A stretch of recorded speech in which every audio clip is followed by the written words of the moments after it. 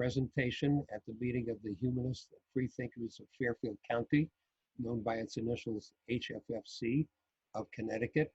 And this meeting, held on April 13th, 2020, features as our guest presenter Bruce Becker, who, among other things, is president of the Electric Vehicle Club of Connecticut.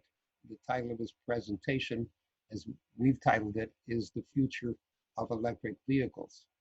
So Bruce, take it away. Great, thank you so much, Carrie, and thank you, Paul, for inviting me to speak with your group. I have to say that I wasn't aware of your mission, but it's something I identify with a great deal.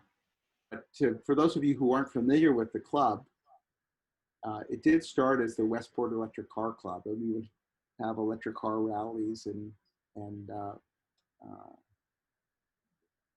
Westport, for whatever reason, there were a number of people passionate about electric cars. So we have the distinction not only of being the epicenter for the coronavirus in Connecticut, but I think also the epicenter for electric cars. And our influence is spreading out, and we've now become a statewide club. But we have sort of four principal purposes. One is to evangelize for EVs. Second is to educate and be a resource for anyone who's interested in EVs. And we have a great website that Gary has put together with a lot of data on it. I'll talk about that in a bit. We also do a fair amount of advocacy for electric vehicle public policy. We've been up innumerable times up to Hartford to talk to our representatives to try to encourage them to adopt EV-friendly policies. And we also are tracking the adoption of EVs carefully and the impact of various policies. And that's sort of become a hobby of ours, and Barry's in particular. We also have a seat on the Connecticut Electric Vehicle Coalition. And this is a group that has calls once or twice a month to try to foster EV adoption and to influence policy. We're joined by environmental leaders from Save the Sound, from the Sierra Club. There's actually probably a dozen different groups represented on our steering committee. We try to work collectively to influence policy. There's such an urgency to this work, and we are usually outgunned by the Car Dealers Association, which is very politically influential. Their leader, Jim Fleming, used to be the majority leader of the Senate. He was the commissioner of the Department of Consumer Affairs, as well as the DMV. And they are really well organized. And unfortunately, the car dealers have been the main reason why there has not been progressive policy with respect to electric vehicles.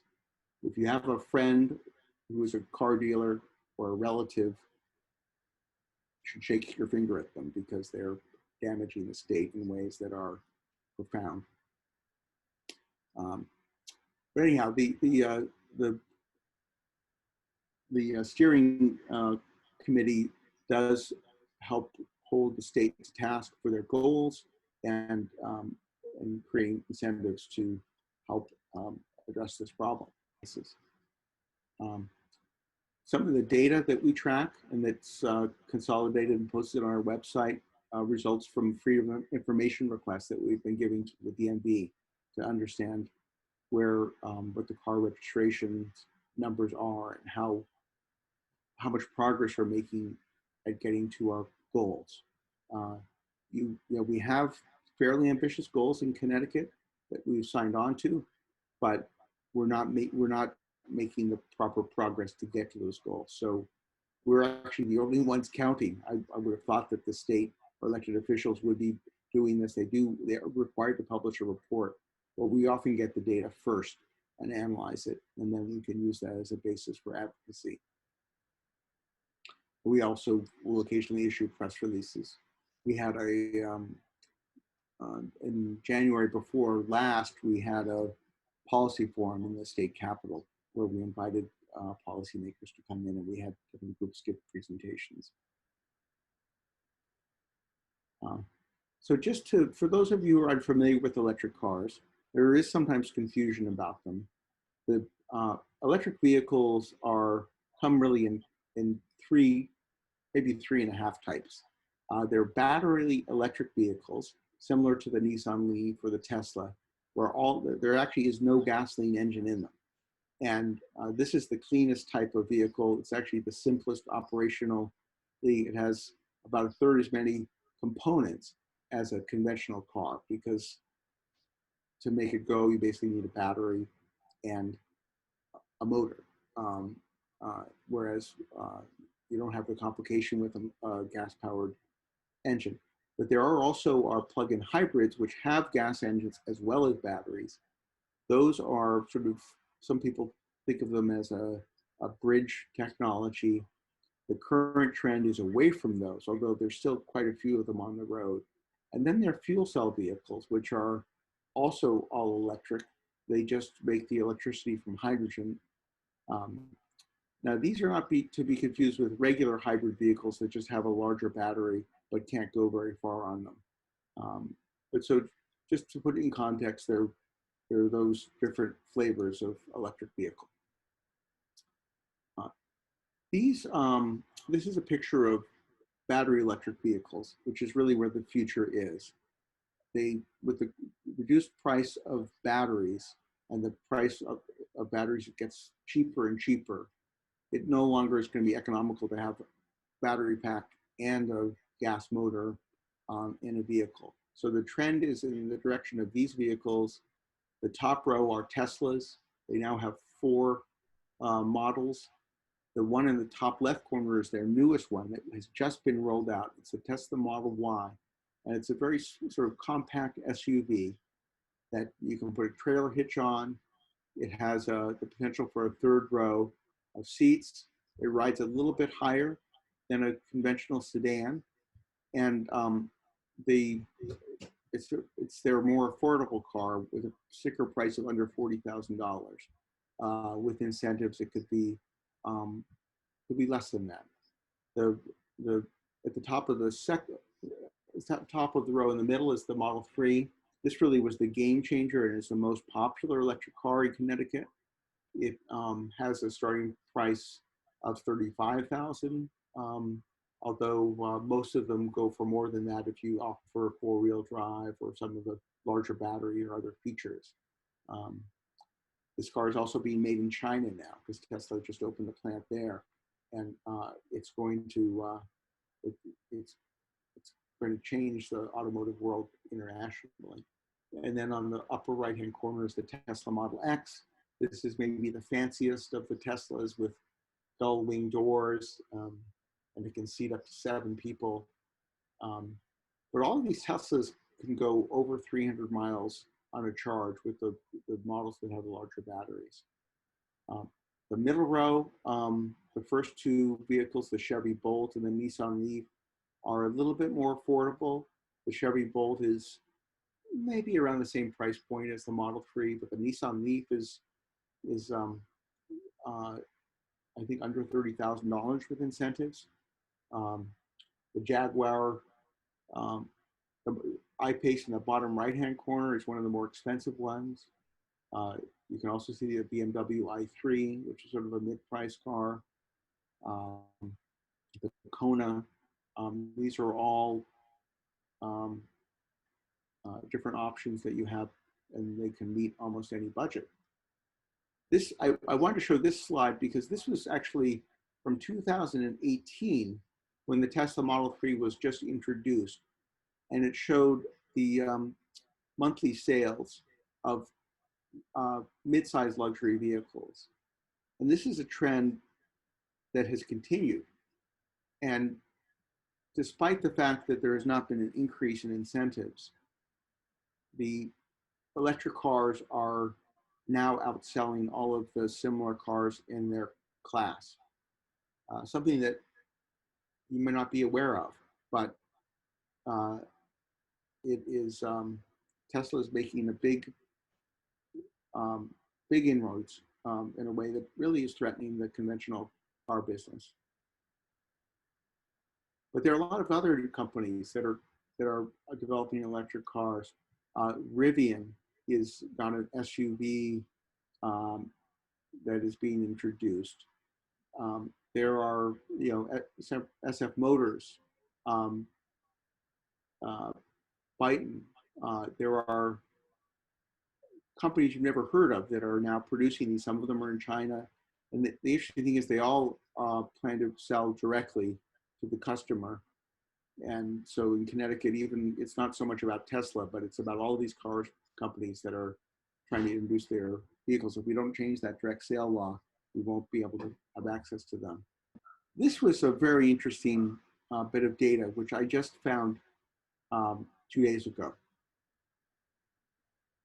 I actually thought this was the most optimistic news I had seen in a long time, although the car dealers are probably extremely upset by this. This is the first quarter car sales in the United States for all of the makes and models. So this is sales in January, February, and March.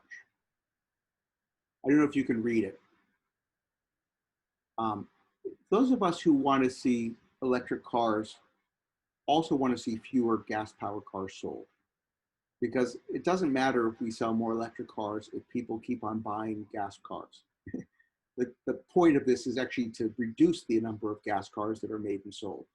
That's when we will have solved this climate problem.